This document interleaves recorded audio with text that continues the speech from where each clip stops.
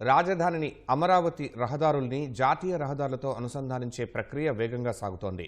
అందులో భాగంగా ఎర్రబాలెం నుంచి చెన్నై కోల్కతా జాతీయ రహదారితో అనుసంధానించే ఈ 13 రోడ్డు నిర్మాణ పనులు చురుగ్గా సాగుతున్నాయి. రాజధాని మాస్టర్ ప్లాన్లో భాగంగా నెక్కల్లు నుంచి ఎర్రబాలెం వరకు ప్రతిపాదించిన ఈ 13 రహదారిని ఇప్పుడు NH-16 వరకు పొడిగిస్తున్నారు. ఇది విజయవాడ మంగళగిరి మధ్య డీజీపీ కార్యాలయం సమీపంలో NH-16తో కలుస్తుంది.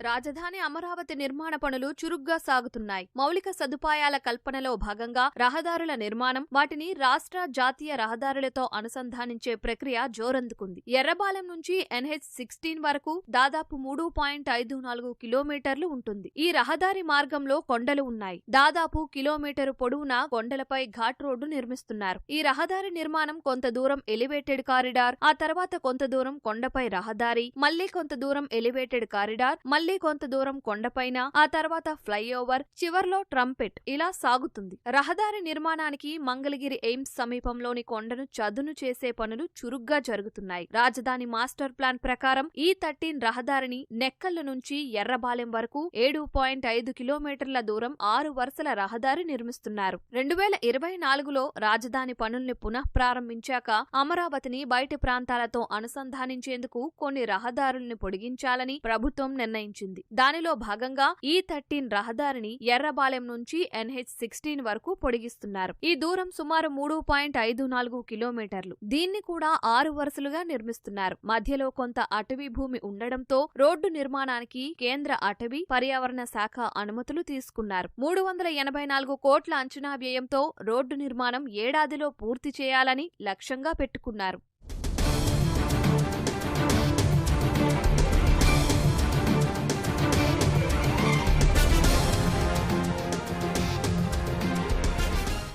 ఎర్రబాలెం నుంచి NH-16 వరకు 3.54 కిలోమీటర్ల పొడవున రోడ్డు నిర్మాణానికి లీ కన్సల్టెన్సీ సంస్థ DPR ఇంజనీరింగ్ డిజైన్లు రూపొందించింది. మధ్యలో కొండల మీదుగా ఘాట్ రోడ్డు నిర్మించాల్సి రావడం, చివర్లో జాతీయ రహదారితో అనుసంధానించేందుకు ట్రంపెట్ నిర్మిస్తుండటంతో ఆ రోడ్డు డిజైన్ ఆసక్తి రేకెత్తిస్తోంది. ఆ డిజైన్ ప్రకారం ఎర్రబాలెం నుంచి మొదట 400 మీటర్ల దూరం కింది నుంచి పైకి ఏటవాలుగా రహదారి నిర్మిస్తారు. అక్కడి నుంచి 960 మీటర్ల దూరం స్తంభాలపై ఎలివేటెడ్ కారిడార్ నిర్మిస్తారు. ఆ తరువాత రైల్వే లైన్ పై 76 మీటర్ల పొడవైన రైల్ ఓవర్ బ్రిడ్జి వస్తుంది. అది దాటాక మళ్లీ 405 మీటర్ల పొడవైన ఎలివేటెడ్ కారిడార్ నిర్మిస్తారు. అక్కడి నుంచి 741 మీటర్లు పొడవున కొండపై ఘాట్ రోడ్డు నిర్మిస్తారు. ఆ తర్వాత కొంత లోయ భాగం, తరువాత మళ్లీ కొండ ఉండడంతో లోయ భాగంలో 560 మీటర్ల పొడవైన ఎలివేటెడ్ కారిడార్, ఆ తర్వాత మళ్లీ కొండపై 230 మీటర్ల పొడవైన ఘాట్ రోడ్డు నిర్మిస్తారు.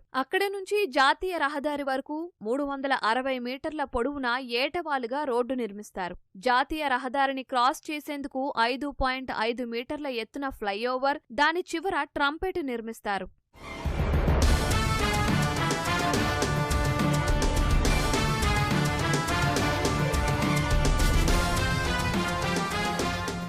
గుంటూరు నుంచి అమరావతిలోకి, అమరావతి నుంచి విజయవాడ వైపు వెళ్లేవారు సర్వీసు రహదారుల మీదుగా జాతీయ రహదారిపైకి చేరుకునేలా, అమరావతి నుంచి గుంటూరు వైపు, విజయవాడ నుంచి అమరావతిలోకి వెళ్లేవారు ట్రంపెట్ మీదుగా వెళ్లేలా డిజైన్ రూపొందించారు. Amaravati outer ring road project కోసం భూసేకరణకు రంగం సిద్ధమైంది. కేంద్రం ఇప్పటి వరకు కృష్ణా, గుంటూరు, పల్నాడు, ఏలూరు జిల్లాలకు గెజిట్ ప్రచురించింది. ఎన్టీఆర్ జిల్లా వివరాలను ఇక్కడి అధికారులు వచ్చే వారం కేంద్రానికి పంపిన తర్వాత దానికి గెజిట్ నోటిఫికేషన్ ఇస్తోంది. ఇప్పటికే గెజిట్ ప్రచురణ జరిగిన జిల్లాల్లోని సంయుక్త కలెక్టర్లు రైతుల నుంచి అభ్యంతరాల స్వీకరణ చేపట్టారు. ORR ప్రాజెక్టు DPRను కేంద్ర మంత్రివర్గం ఆమోదించేలోగా భూసేకరణను కొలికి తెచ్చేలా ప్రభుత్వం చర్యలు తీసుకుంటోంది. ఎన్టీఆర్, ఏలూరు, కృష్ణా, గుంటూరు, పల్నాడు జిల్లాల మీదుగా 189.90 కిలోమీటర్ల మేర అమరావతి ORR నిర్మించనున్నారు. దీంతో పాటు ORRలో తెనాలి సమీపంలోని నందివెలుగు నుంచి చెన్నై కోల్కతా హైవేలో కాజా వరకు 17.5 కిలోమీటర్ల మేర 6 వరుసలతో లింకు రోడ్ నిర్మిస్తారు. ORRలో నారా కోడూరు నుంచి గుంటూరు శివారులోని బుడంపాడు వరకు 5.5 కిలోమీటర్ల మేర 4 వరుసలతో మరో లింకు రోడ్డు నిర్మిస్తారు. వీటితో కలిపి మొత్తం 212.60 కిలోమీటర్ల ప్రాజెక్ట్ అవుతుంది. ORR కోసం 140 మీటర్ల వెడల్పుతో భూసేకరణ చేస్తున్నారు. ఇందులో 6 వరుసల ORR, ఇరువైపులా చెరువు చెరో 2 వరుసలతో సర్వీస్ రోడ్లు నిర్మిస్తున్నారు. మొత్తంగా ఈ ప్రాజెక్టు కోసం 5 జిల్లాల్లోని 23 మండలాల పరిధిలో 97 గ్రామాల్లో భూసేకరణ చేయాల్సి ఉంది. ఇప్పటి వరకు కేంద్రం పల్నాడు, ఏలూరు, కృష్ణా, గుంటూరు జిల్లాల్లో భూసేకరణకు గెజిట్ నోటిఫికేషన్ ప్రచురించింది. ఎన్టీఆర్ జిల్లా భూముల వివరాల్ని రెవెన్యూ అధికారులు 2 రోజుల క్రితం ఎన్హెచ్ఏఐకి అందజేశారు. వాళ్లు వచ్చే వారం ఆ వివరాల్ని ఉన్నతాధికారులకు పంపాక ఎన్టీఆర్ జిల్లా భూసేకరణ గెజిట్ నోటిఫికేషన్ను కేంద్రం ప్రచురించనుంది.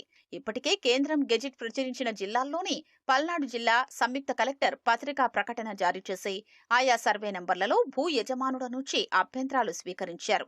ఏలూరు జిల్లాలో అభ్యంతరాల స్వీకరణ జరుగుతోంది. కృష్ణా, గుంటూరు జిల్లాల సంయుక్త కలెక్టర్లు వచ్చే వారం పత్రికా ప్రకటన జారీ చేసి తర్వాత 21 రోజుల పాటు అభ్యంతరాలు స్వీకరిస్తారు. కొన్ని చోట్ల 140 మీటర్ల కంటే ఎక్కువ వెడల్పుతో గెజిట్ నోటిఫికేషన్ జారీ చేశారు. అలైన్మెంట్ ప్రకారం కొన్ని సర్వే నంబర్ల